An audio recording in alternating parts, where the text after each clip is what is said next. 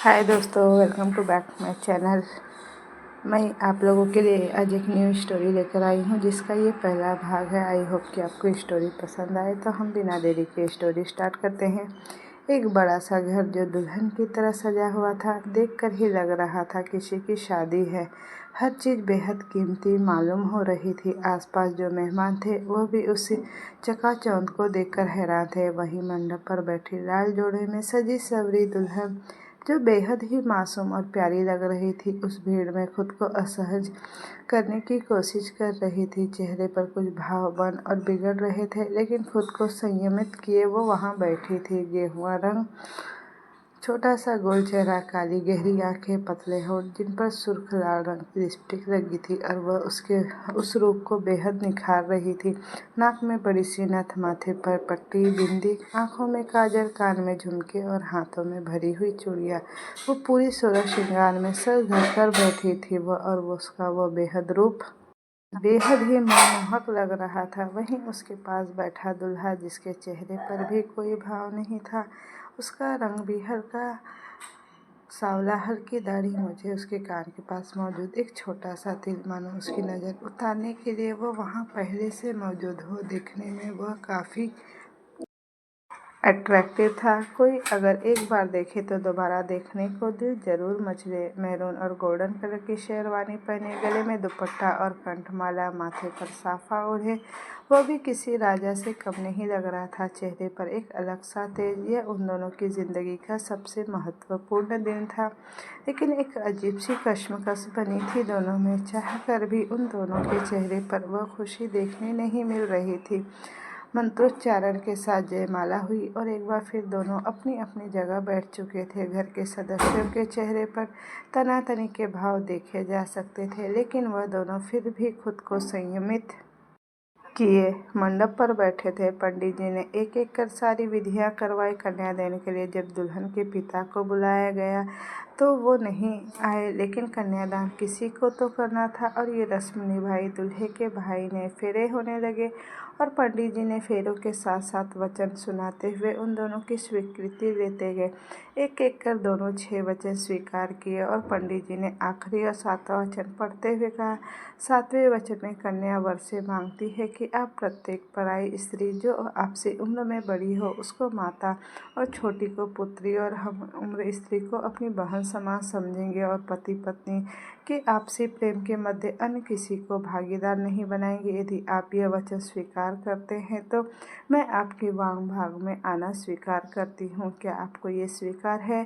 पंडित जी का यह वचन सुनकर जहाँ उस आदमी के चेहरे पर कोई भाव नहीं थे, वह लड़की एकटक उसे ही देखे जा रही थी।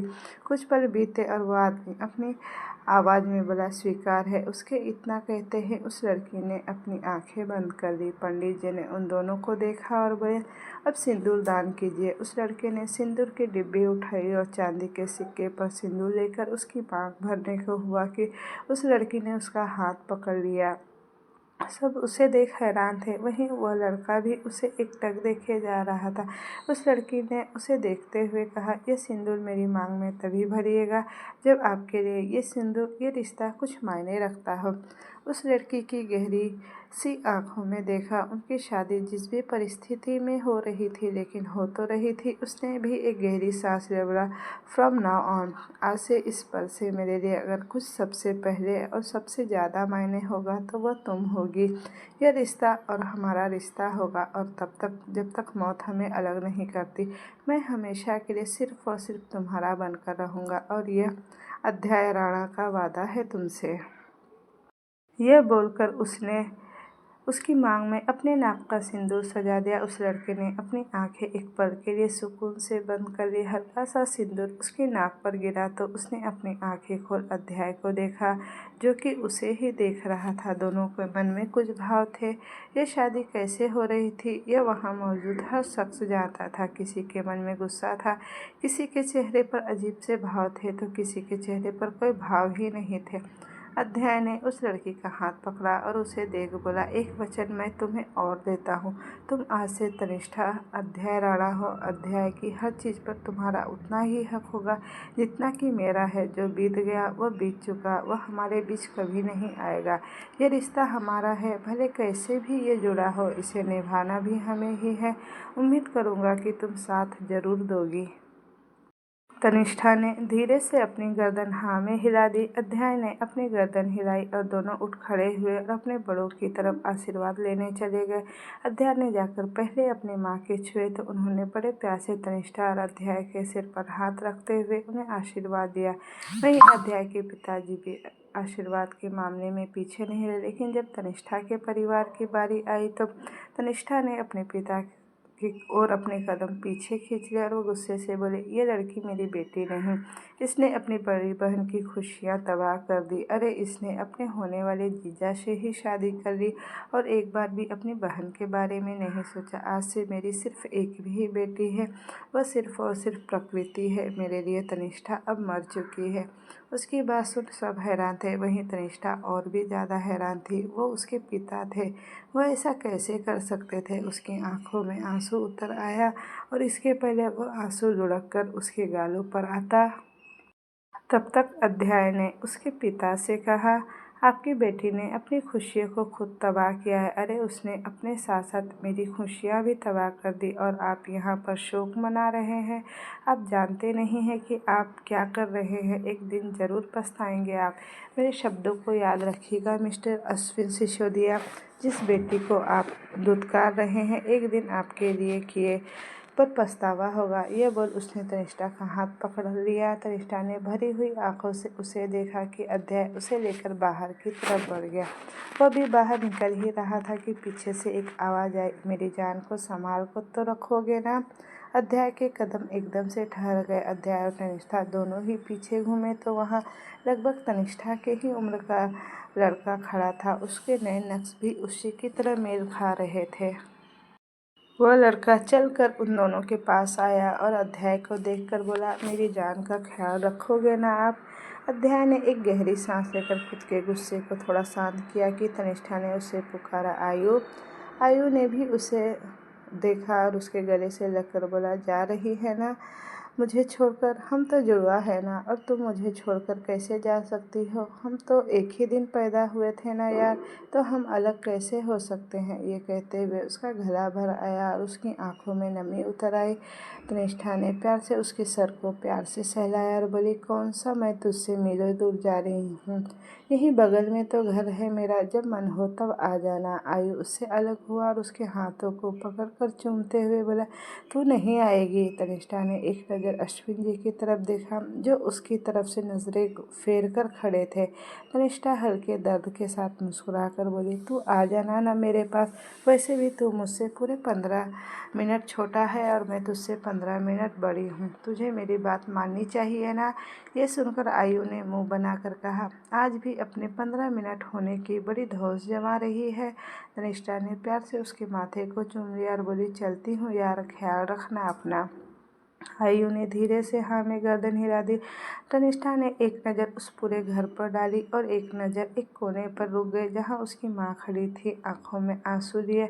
वह उसे एकटक देखे जा रही थी, लेकिन उसके कदम आज भी वहीं रुके थे। ये देख तनिष्ठा को और भी ज़्यादा दुख हुआ। उसने धीरे से अध्याय को देखी और बोली, प्लीज़ चलिए ना, यहाँ से चलते हैं। अध्याय ने उसका हाथ थामा और आयु के कंधे पर हाथ रख आराम से बोला, ख्याल रखना आयुष्मान, कोई भी ज़रूरत हो तो मुझे फ़ोन ज़रूर करना। आयु ने धीरे से हाँ में गर्दन हिला दी और अध्याय अपने परिवार के साथ तनिष्ठा को लेकर वहाँ से निकल गया। अध्याय और तनिष्ठा राणा मैंशन के दरवाजे पर खड़े थे। दरवाजे के सामने एक लड़की थी जिसकी उम्र भी तनिष्ठा जितनी ही थी, जो बेहद प्यारी और मासूम थी। वह अध्याय की छोटी बहन थी, अहिरा राणा। उसने अपने भाई को देख मुस्कुराते हुए कहा, भाई अगर मैं घर में एंट्री चाहिए तो पहले जेब ढीली करो। अध्याय उसे देख अपनी आईब्रो उचकाते हुए बोला, ये ज़्यादा नहीं हो रहा। तुम मुझसे ही मेरे ही घर में आने के लिए रिश्वत मांग रही है। आहिरा ने उसकी बात सुन मुंह बना लिया। तभी पीछे से अध्याय की माँ की आवाज़ आई, क्यों परेशान कर रही हो बेटा उन्हें, चल साइड हो जा, मुझे अभी उनकी आरती उतारनी है और गृह प्रवेश भी करवाना है उनका। आहिरा मुंह बनाते हुए साइड हो गई। अध्याय की माँ शैलवी जी ने उन दोनों की आरती उतारी और तिलक किया तनिष्ठा के लिए। ये सब बहुत अजीब था।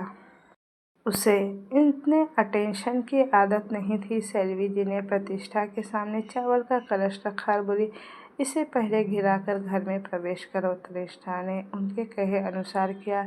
फिर आरती की थाल में पैर रखकर अपने पैरों की छाप छोड़ते हुए घर में एंटर हुई।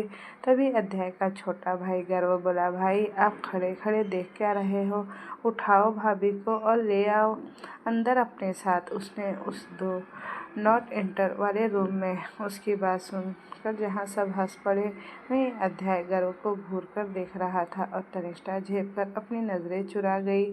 शैलवी जी ने उसके सिर पर चपत लगाई और बोली, नालायक कुछ भी बोलता है।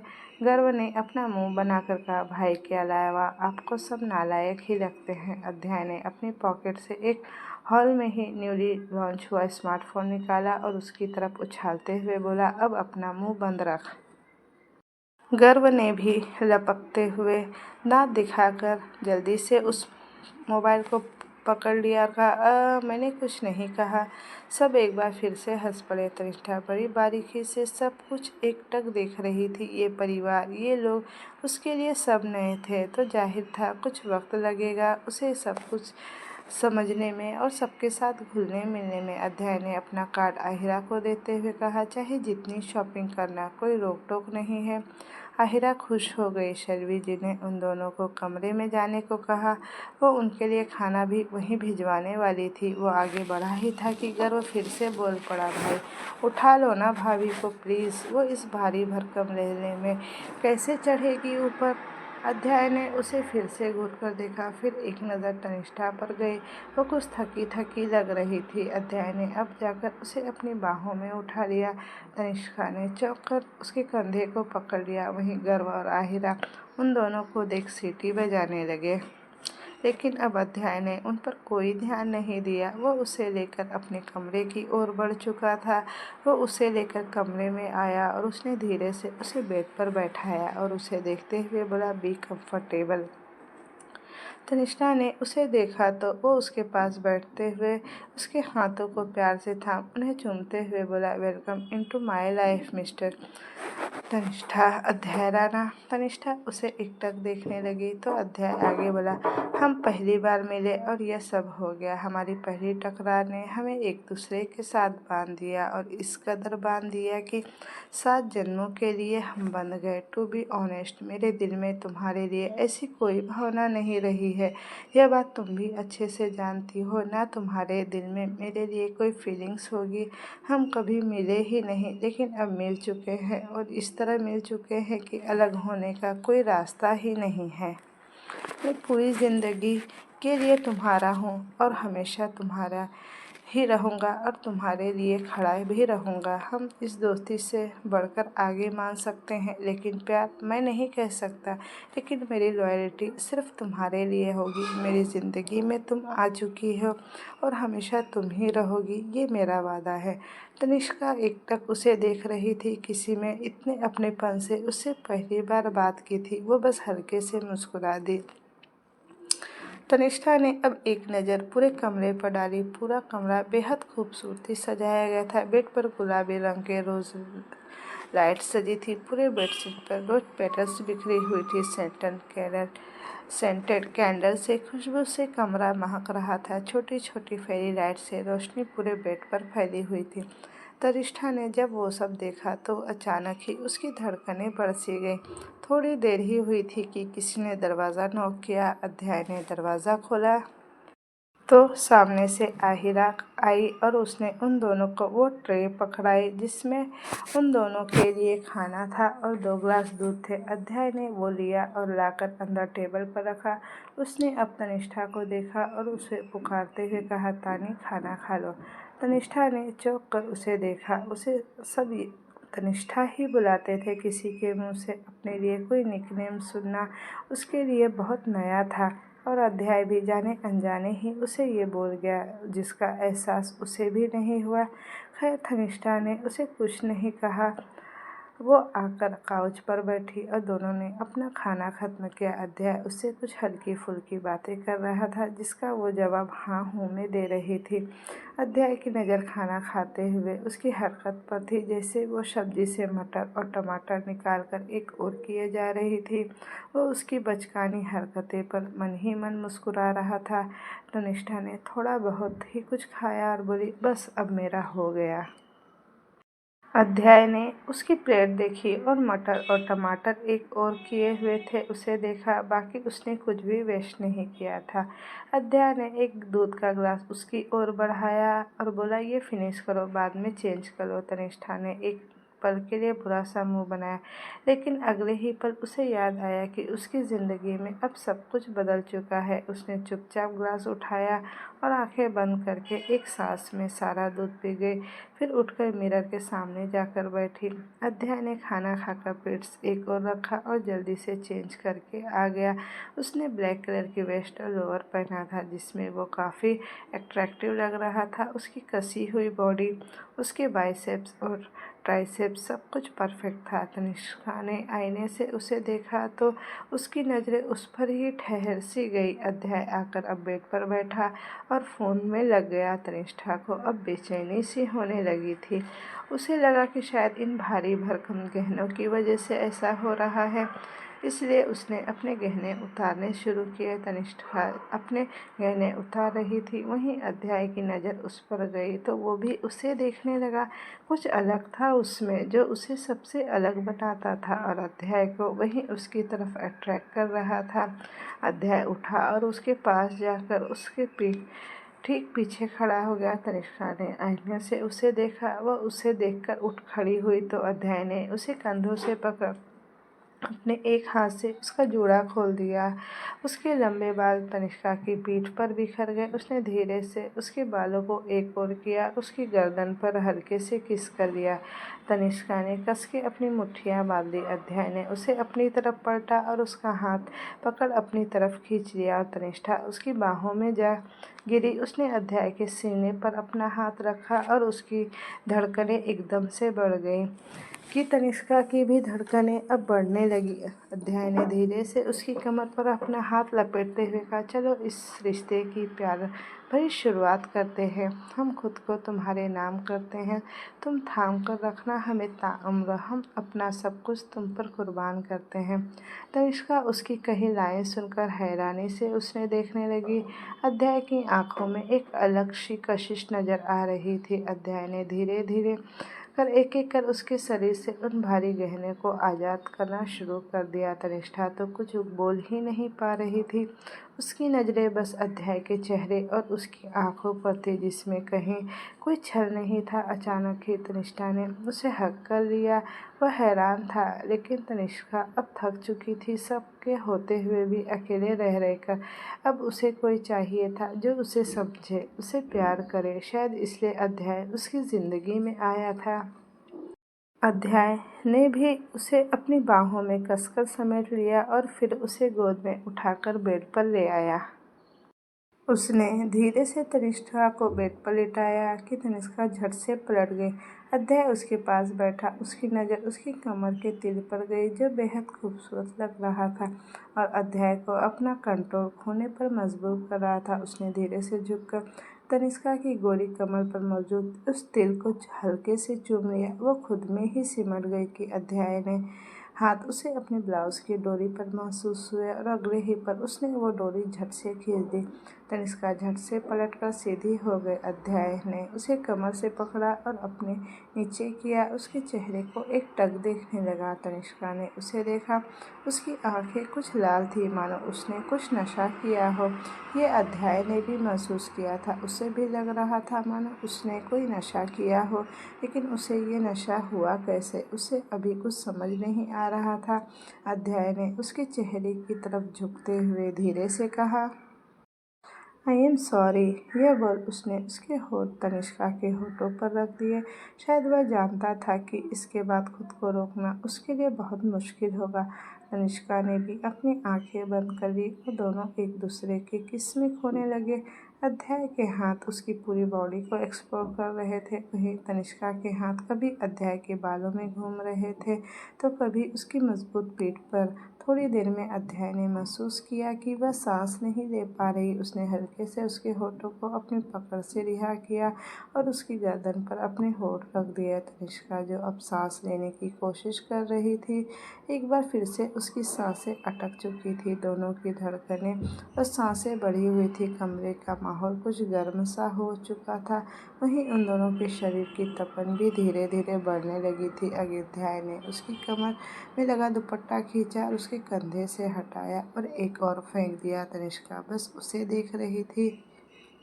दोनों को ही होश नहीं था, लेकिन अब एक दूसरे को अपनी बाहों में पाकर वह दोनों मदहोश हुए जा रहे थे। अध्याय के होठ उसके पूरे शरीर पर घूम रहे थे और वहीं तनिष्का अपनी सांसों को संभालने की कोशिश कर रही थी।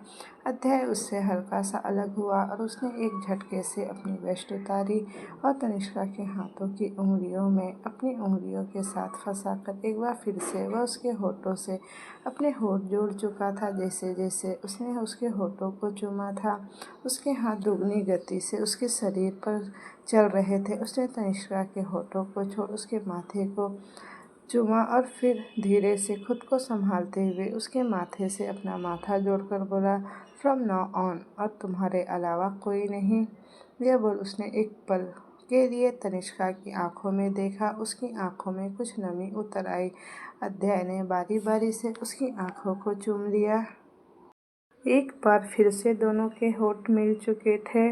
अध्याय बेसब्र था और उसे हर जगह चूमे जा रहा था। जैसे जैसे रात गहराती गई, दोनों का प्यार परवान चढ़ता गया। ये रिश्ता जैसे भी जुड़ा था, लेकिन उन दोनों ने अपने इसे अपना लिया था। कमरे में उनकी बढ़ी हुई धड़कनों और सांसों का शोर सुनाई दे रहा था। तनिष्का की सिसकियाँ अध्याय को बेसब्र कर रही थी। दोनों एक दूसरे में खोए हुए न जाने किस पहर में सोए। तनिष्का अध्याय के सीने से लगी सुकून से सो रही थी, वही अध्याय उसे खुद में कस के समेटे हुए था। अगली सुबह अध्याय की नींद तनिष्का से पहले खुली। उसने अलसाई सी आंखों से तनिष्का को देखा, लेकिन जब उसकी और खुद की हालत पर उसकी नज़र गई तो वह हैरानी से उठ बैठा। उसने अपना सर पकड़कर खुद से कहा, शिट, ये क्या हो गया? अब मैं अपना कंट्रोल कैसे खो सकता हूँ? आखिर हुआ क्या था? उसकी नज़र तनिष्का के बॉडी पर गई, जिस पर उसके लव बाइट्स जगह जगह पर दिखाई दे रहे थे, जो पूरी रात की कहानी बखूबी बयां कर रहे थे। लेकिन उसके मन में डाउट्स थे जो उसे क्लियर करने थे।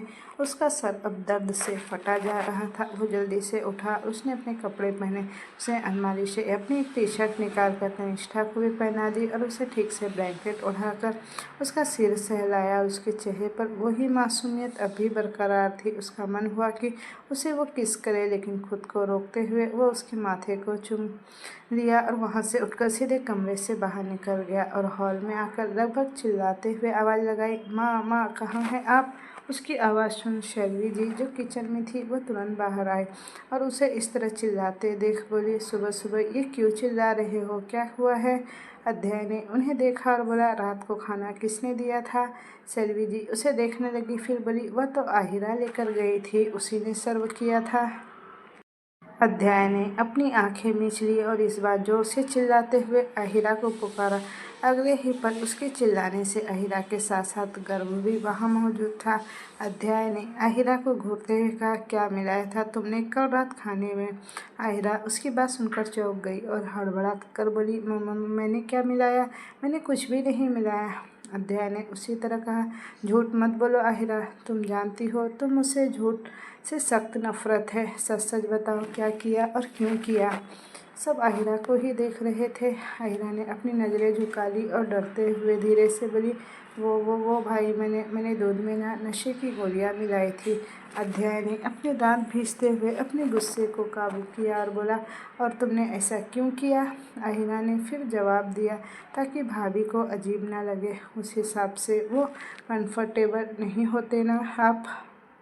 उसकी बात सुनकर अध्याय ने गुस्से से जोर से कहा, उसे कंफर्टेबल कराना मेरा काम था, हमारा काम था। जानती भी हो तुमने क्या किया है? 14 साल आहिरा, 14 साल बाद वो लौटी है यहाँ, और आते ही एक ऐसी शादी में बंध गई जिस इंसान को वह जानती तक नहीं थी। उसके पिता ने उसे रिश्ता तोड़ दिया। बिल्कुल अकेली है वह। मैं चाहता था वह इस परिवार को समझे पहले, हम सबसे घुले मिले पहले, लेकिन तुमने ये क्या किया? तुम्हें पता भी है इसकी वजह से उस पर क्या इफेक्ट पड़ने वाला है?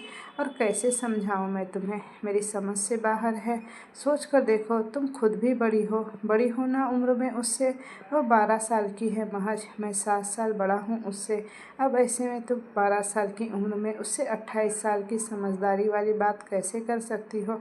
तुम खुद को देख लो, तुम खुद 26 साल की हो, लेकिन अपनी हरकतें देखी है क्या तुमने? क्या किया ये तुमने? अध्याय की कही बात सुनकर सब हैरान थे। सेल्वी जी ने आहिरा को हैरानी से देखते हुए कहा, आहिरा, क्या तुम्हारा भाई जो कह रहा है वो सच कह रहा है? आहिरा की आंखों में अब नमी उतर आई थी और उसने अपनी गलती का एहसास भी हो रहा था, लेकिन अब जो होना था वो हो चुका था। अध्याय ने सेल्वी जी को देखा और बोला, माँ 2 गिलास पहले नींबू पानी ऊपर भिजवा दीजिए। यह बोलकर वो आहिरा को घूरते हुए अपने कमरे में चला गया। आहिरा को भी अब अपनी गलती का एहसास था, लेकिन उसे नहीं पता था कि उसकी इतनी छोटी सी गलती से क्या कुछ हो सकता था। इधर जब अध्याय कमरे में आया तो तनिष्ठा बेड पर सिमटी हुई सी शांत बैठी थी। उसके एक हाथ उसके माथे पर था, जो ये बताने के लिए काफ़ी था कि उसका सर दर्द कर रहा है। अध्याय ने दरवाज़ा लगाया और उसकी ओर बढ़ गया। हिचकिचाहट अब भी थी दोनों को बीच, क्योंकि कल रात वो दोनों नशे में थे और जो हुआ उन दोनों के बीच, उन दोनों ही उस बात से अनजान नहीं थे। तनिष्ठा ने जैसे ही दरवाजे की आवाज़ सुनी, वो उस तरफ नज़र उठाकर देखी और बेड पर पीछे खिसक गई। अध्याय उसके पास आकर बैठते हुए उसे देख बोला, ठीक हो तुम? तनिष्ठा ने उसे देखा और धीरे से सिर्फ हाँ में गर्दन हिला दी। अध्याय ने एक गहरी सांस ली, लेकिन कुछ बोल नहीं पाया। क्या ही बोले वो? उसे तो कुछ समझ ही नहीं आ रहा था। लेकिन तनिष्ठा ने उसे देखा और फिर धीरे से बोली, मामा मैं ना नहा कर आती हूँ। ये बोल वो उठी, लेकिन रात का नशा सिर पर अब भी हावी था और उठते ही वो लड़खड़ा गई। अध्याय ने तुरंत उसे संभाला। तनिष्ठा ने एक नज़र उसे देखा तो अगले ही पल अध्याय ने उसे अपनी बाहों में उठा लिया। उसने उसे बाथरूम में छोड़ा और बाहर आ गया। थोड़ी देर बाद तनिष्ठा नहाकर बाहर निकली। उसने सिर्फ बाथरोब पहना था। अध्याय ने उसे देखा और बोला, आहिरा कपड़े रख कर गई है, पहन लेना, और बाकी के अपने कपड़े आज ठीक से सेट कर लेना अलमारी में। तनिष्ठा ने बस हाँ में गर्दन हिला दी। वो उससे क्या बात करे और क्या नहीं, उसे तो कुछ समझ नहीं आ रहा था। यही हाल अध्याय का भी था। वो बोल तो रहा था, लेकिन कल रात की बातें जहन से निकल नहीं रही थी, और उस पर तनिष्का ने कुछ कहा भी नहीं उसे। इसका वह क्या ही मतलब निकाले, यह उसके भी समझ में नहीं आ रहा था। तभी सैली जी ने उन दोनों के लिए नींबू पानी भिजवा दिया। अध्याय ने एक गिलास तनिष्का की तरफ बढ़ाते हुए कहा, ये पी लो, सर में दर्द आराम मिलेगा। तनिष्का ने उसे देखा और चुपचाप गिलास लेकर पी लिया। अध्याय बड़े गौर से उसकी हरकतें देख रहा था। वह शांत थी, जबकि रात में वह उससे बातें कर रहा था तो वह जवाब भी दे रही थी। उसने गहरी सांस ली और उसे थोड़ा वक्त देने का सोचा। तनिष्ठा तैयार होने चली गई। अध्याय भी जल्दी से नहाने चला गया। थोड़ी देर में दोनों तैयार होकर नीचे खड़े थे। तनिष्ठा ने एक लाल रंग का अनारकली सूट पहना था, जिसमें वह बेहद प्यारी लग रही थी। आहिरा ने उसे देखा और बोली, मैंने तो आपके लिए साड़ी रखवाई थी, फिर सूट? तनिष्ठा ने हड़बड़ाकर अपनी सफाई देते हुए कहा, वो दीदी, मुझे ना साड़ी पहनने नहीं आती। उसे यूँ हड़बड़ाते देख सब शांत से पड़ गए। आहिना ने बड़े आराम से कहा, ठीक है, कोई बात नहीं, इसमें डरने की क्या बात है, सीख लेना। अगर फिर भी ना हो तो भाई तो है ही हेल्प करने के लिए। ये बोल उसने अध्याय को देख एक आई विंग की। अध्याय ने फिर से उसे घूर कर देखा। ये लड़की ना बहुत ढीठ है। वो अभी अभी उसे इतना सुना कर गया था, इतना गुस्सा किया था उस पर, लेकिन उसकी हरकतें अभी भी वैसी की वैसी ही थी। तभी एक लड़की की आवाज़ आई, क्या बात है, शादी हो गई और मुझे किसी ने बुलाना तक जरूरी नहीं समझा। सबने उस तरफ देखा तो वहाँ पर लगभग एक 37-38 साल की औरत खड़ी थी। सबकी नज़रें उस पर थी। गर्व ने जब उसे देखा तो दौड़कर आया और उसे गोद में उठाकर गोल गोल घुमाते हुए बोला, ओ माय लिटिल बुआ, आप आ गई। सब उसकी हरकत देख मुस्कुरा रही है। वहीं तनिष्ठा ये समझने की कोशिश कर रही थी कि वो कौन है। इधर सिसोदिया मैंशन में अश्विन जी अपने कमरे में थे। तनिष्ठा की शादी के बाद से उन्होंने किसी से एक शब्द भी नहीं कहा था। सुबह जब उनकी नज़र अपनी पत्नी पर गई तो वह भी उन्हें कुछ उदास और नाखुश लग रही थी। उन्होंने उसके कंधे पर हाथ रखते हुए कहा, परिधि। परिधि उनकी तरफ पलटी और उनका हाथ झटकते हुए बोली, हाथ मत लगाइएगा मुझे, कौन है आप? मैं नहीं जानती आपको। उसकी बातें सुनकर अश्विनी जी हैरानी से उन्हें देख रहे थे। उन्होंने एक बार फिर उन्हें कुछ कहना चाहा कि वह गुस्से में चीख पड़ी, बस अश्विन सिसोदिया, बस बहुत हुआ, कठपुतली नहीं हूँ मैं आपके हाथों की। आपकी वजह से, सिर्फ आपकी वजह से मैंने अपनी बच्ची को खो दिया। आपने हमेशा से तनिष्का को सबसे दूर रखा, सिर्फ इसलिए क्योंकि बड़ी बेटी को इनसिक्योरिटी फील ना हो। अरे उस मासूम का क्या ही दोष था, आप बताएंगे मुझे? महज 18 साल की थी वो, सिर्फ 18 साल की। 18 साल का बच्चा कितना ही समझता है, लेकिन आपने उसे हॉस्टल डलवा दिया, सबसे दूर कर दिया। आखिर क्यों? क्या गुनाह था उसका? क्या उसका मेरी ममता पर या अपने पिता के प्यार पर कोई अधिकार नहीं था? उसकी बातें सुन अश्विनी जी के कदम डगमगा गए। वह फिर से बोली, लेकिन अब आपको बधाई हो, खो दिया मैंने पूरी तरह से अपनी बेटी को। अरे शादी में वह मेरे बुलाने पर आई थी, वह आना भी नहीं चाहती थी। आप कभी गए उसे संभालने? सिर्फ कह देने से पिता नहीं बन जाता। पिता तड़पना पड़ता है अपने बच्चों के लिए, लेकिन आपने क्या किया? प्रकृति के लिए हमेशा से तनिष्ठा को पीछे रखते आए हैं आप। आखिर क्यों? क्या वह आपकी बेटी नहीं थी? उसे जन्म दिया था मैंने, लेकिन आप तो उसके हिस्से का प्यार भी नहीं दे पाए उसे। और क्या कहा था आपने कल कि मर गई है वो आपके लिए? अरे मर गई होगी आपके लिए। याद रखिएगा मिस्टर अश्विन सिसोदिया, अगर तनिष्ठा आपके लिए मर चुकी है तो आज से परिधि भी आपके लिए मर गई। मुझे आपसे डिवोर्स चाहिए। मैं एक ऐसे इंसान के साथ नहीं रह सकती। जानते हैं कितनी नाउम्मीदी से देखा था कल उसने मुझे, मैं कुछ कर भी नहीं पाई। उम्र की ही क्या थी उसकी, कितनी शांत हो गई है वो, ना किसी से कुछ कहती है ना कुछ सुनती है। लेकिन आपको क्या? आपको तो सिर्फ प्रकृति के प्यार में इतने अंधे हुए पड़े हैं कि अपनी दूसरी बेटी का तो कभी ध्यान ही नहीं आया आपको। बधाई हो आपको, आप महान हैं अश्विन सिसोदिया। आपको आपकी बड़ी बेटी के लिए प्यार महान है, लेकिन मैं इतनी महान नहीं हूँ। आज तक मैंने आपकी कही हर बात आंख बंद करके मान ली, पर आज नहीं।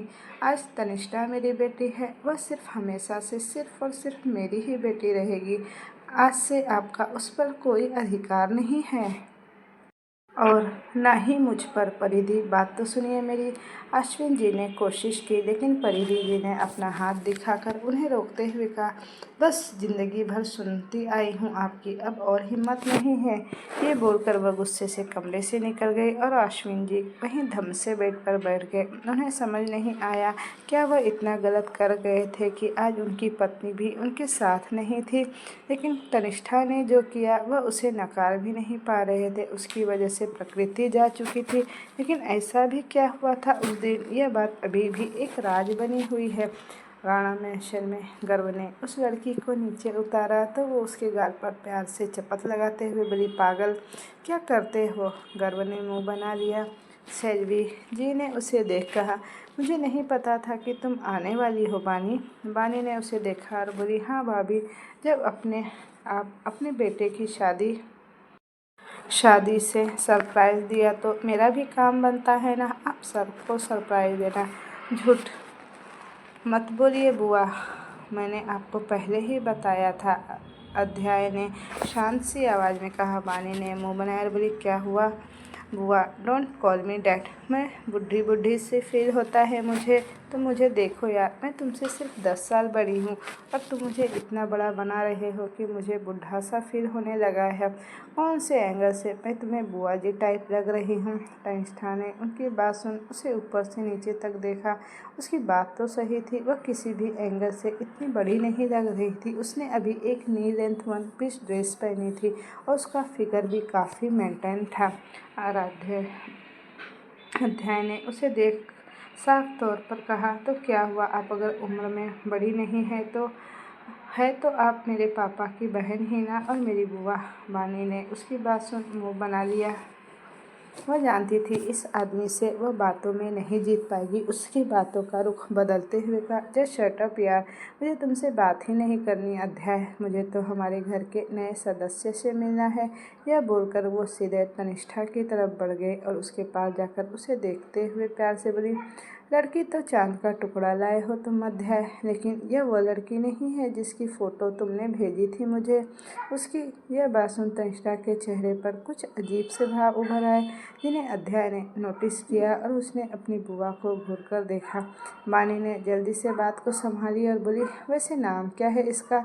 बड़ी ही प्यारी और मासूम सी है। मुझे पता नहीं क्यों ऐसा लग रहा है कि बेचारी तुम्हारे अत्याचारों से ही मर जाएगी। अध्याय ने उसे घूरते हुए कहा, आप ढंग की बात नहीं कर सकती। अगर नहीं कर सकती तो जाइए आप यहाँ से, यहाँ रहने की ज़रूरत नहीं है आपको।